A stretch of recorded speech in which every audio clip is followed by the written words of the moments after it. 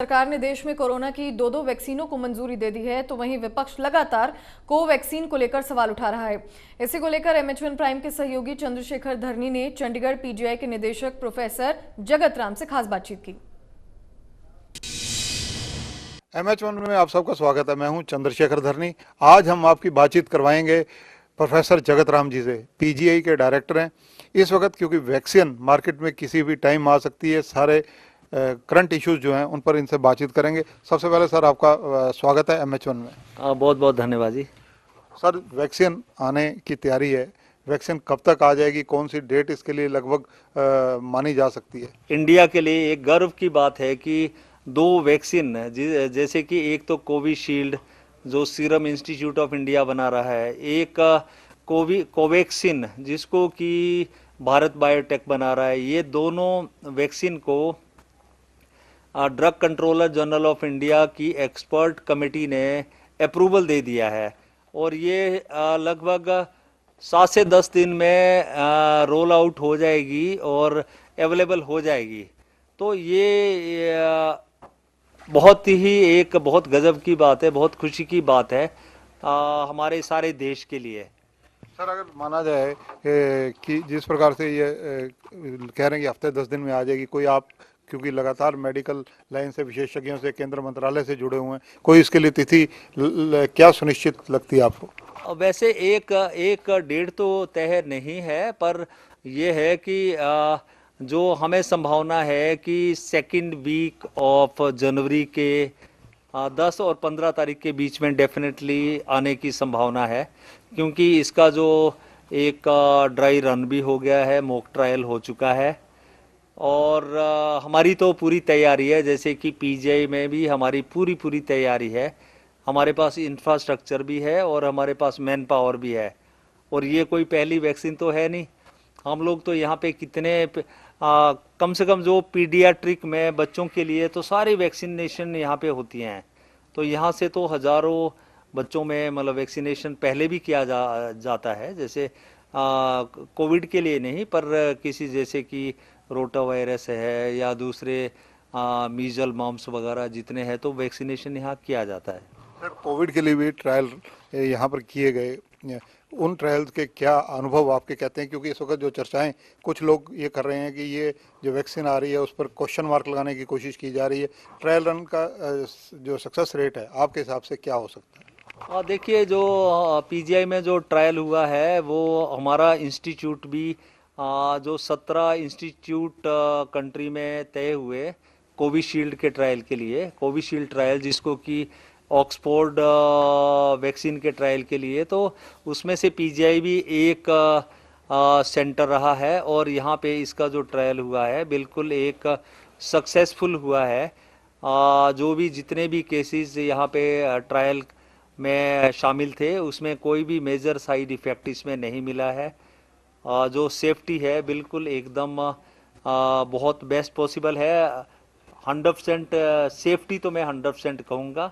जो इफ़ेक्टिविटी है, कितना इफ़ेक्टिव या इफ़िकेशियस जो है ये कोविशील्ड वैक्सीन होगा, इसके जो रिजल्ट्स है वो सीरम इंस्टीट्यूट ऑफ इंडिया और गवर्नमेंट ऑफ इंडिया के पास भेज दिया गया है और मैं कहूँगा ये ट्रायल तो बिल्कुल सक्सेसफुल है। सर, वैक्सीन स्टोरेज की बात की जाए तो किस तापमान पर ये स्टोरेज रहेगी? जो वैक्सीन पर्टिकुलरली जैसे कोविशील्ड है या कोवैक्सीन है, इसको 2 से 8 डिग्री सेल्सियस पे स्टोर किया जा सकता है, जो कि हमारी इंडियन कंडीशन के लिए बेस्ट है।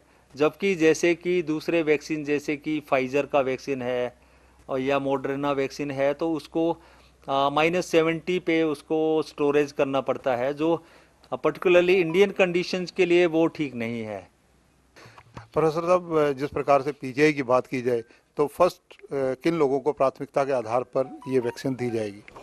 जो वैक्सीन है पहले हमारे पास PGI में तो लगभग 12,000 हेल्थ केयर वर्कर हैं। जो प्रायोरिटी रहेगी हमारी रहेगी जो front line health care worker है, जो कोविड पॉजिटिव वार्ड में काम करते हैं, उसके बाद में हमारी प्रायोरिटी रहेगी और दूसरे जो हेल्थ केयर वर्कर PGI में है, और उसके बाद में जो थर्ड नंबर पे रहेगी प्रायोरिटी उनकी जो जिनको की कोमोर्बिडिटीज़ हैं, जिनको कोई सिस्टेमिक डिजीज, डायबिटीज़, हाइपरटेंशन और किडनी की डिजीज़ है या पल्मोनरी डिजीज़ है, तो इस तरह से इस प्रायोरिटी पे लगाया जाएगा ये जो वैक्सीन। सर अगर पीजीआई की बात की जाए, पीजीआई ऐसा संस्थान है इसको पिछले दिनों हाल ही में कई जगह अच्छे अवार्ड भी मिले हैं, उनका जिक्र आपके मुख से सुनना चाहेंगे।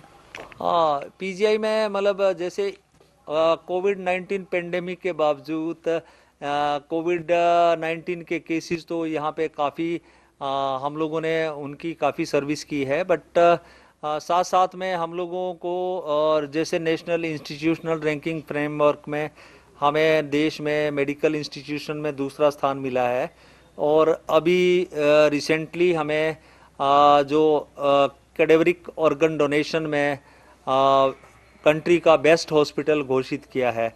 हमारे लिए तो ये बहुत बड़ी बात है। और साथ में मैं बताना चाहूँगा कि यहाँ पे सक्सेसफुल हार्ट ट्रांसप्लांट किया गया एक 13 ईयर ओल्ड बॉय का, और जिसमें कि 10 साल के बच्चे की का हार्ट को ट्रांसप्लांट किया गया और बिल्कुल अभी तक सक्सेसफुल है, कोई दिक्कत नहीं है बच्चे को।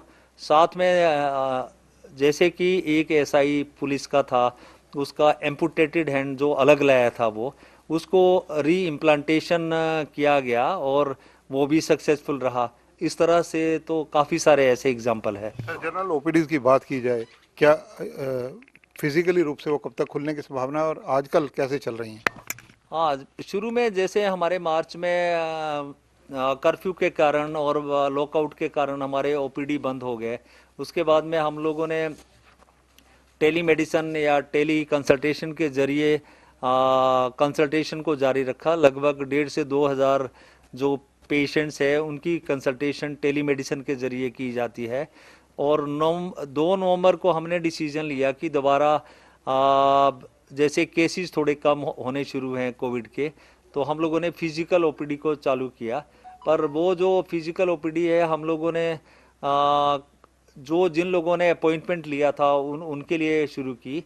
हालांकि हम लोगों ने तो डायरेक्टिव वैसे भी जारी किया कि कोई इमरजेंसी पेशेंट है वो तो 100% उसको लेंगे, और कोई जैसे भूला भटका कोई पेशेंट है जिसको कोई ऐसी दिक्कत है, कंसल्टेशन या अपॉइंटमेंट नहीं मिल रही है, उसको भी हमने देखने के आदेश दिए हैं। और जैसे कि अब नंबर ऑफ पेशेंट्स कोविड के काफ़ी कम हो चुके हैं। जैसे सारे देश में अभी 16,000 के करीब केसेस पिछले 24 घंटे में आए हैं, तो काफ़ी कम है। ये जो वेरिएशन है 16 से 25,000 के बीच में है जो नए केसेस की है। तो इस कमी को देखते हुए हम लोग ओपीडी के नंबर ऑफ कंसल्टेशन, जो फिजिकल कंसल्टेशन है उसको भी हम बढ़ा देंगे, और जो सर्जरी कर्टेल्ड की थी या कम की थी उसको भी हम लोग रिस्टोर कर रहे हैं। तो ये चीज़ हम लोग टाइम के साथ करेंगे। जो रिस्ट्रिक्शंस हुई हैं वो तो कोविड-19 का स्प्रेड को देखते हुए हुई है कि भी कम से कम अगर फ़ायदा ना हो तो नुकसान ना हो। सर जो नया स्ट्रेन ब्रिटेन व अन्य जगह व विदेशों में देखा जा रहा है, उसकी स्थिति भारत में क्या है और कितने पेशेंट अभी तक आपकी जानकारी में है और कैसे उसकी चुनौतियों को स्वीकार किया जाएगा? हाँ, ये जो इंग्लैंड में जो कोविड-19 का न्यू स्ट्रेन आया वो सितंबर में उनको देखने में मिला था। तो हम लोगों ने सितंबर से लेके दिसंबर तक के जो सैंपल गवर्नमेंट ऑफ इंडिया की डायरेक्शन के तहत हम लोगों ने 80 सैंपल डिफरेंट इंस्टीट्यूट से, हम लोगों ने भी 80 sample national institute of virology भेजे हैं। उसमें जांच किया जाएगा कि कितने लोगों में ऐसा जो न्यू म्यूटेंट वायरस या नया वेरिएंट जो वहाँ इंग्लैंड में देखने में आया वो कितने में मौजूद था। और साथ साथ में जो अभी जो पैसेंजर या जो वहाँ से इंग्लैंड से आ रहे हैं उनको भी देखा, उनको भी टेस्टिंग की जा रही है जैसे RT-PCR के लिए कि, और साथ साथ में उनको भी देखा जाएगा कि ये न्यू वेरिएंट इसमें मौजूद तो नहीं है। सर आखिरी सवाल, जो पेशेंट कोविड से जूझ चुके हैं, पेशेंट रह चुके हैं, क्या उनको भी वैक्सीन मिलेगी, उनको भी लगानी होगी? देखिए, एक तो ये होता है जैसे जिन लोगों को कोविड-19 इन्फेक्शन हो चुका है उनके शरीर में एंटीबॉडीज़ बनती है। तो जो एंटीबॉडीज़ होती हैं तो वो लगभग 4 महीने से लेके लगभग 8-9 महीने तक उसका पॉजिटिव इफेक्ट होता है। उनको आमतौर पे वायरस का जैसे कोविड-19 का री इन्फेक्शन, दोबारा इन्फेक्शन नहीं हो सकता है। पर जैसे टाइम के साथ जो एंटीबॉडीज़ होती है कम होती हैं, तो वो प्रायोरिटी ग्रुप में हमारे नहीं रहेंगे, क्योंकि उनके शरीर में एंटीबॉडीज़ है तो उनको उस चीज़ का प्रोटेक्शन रहेगा।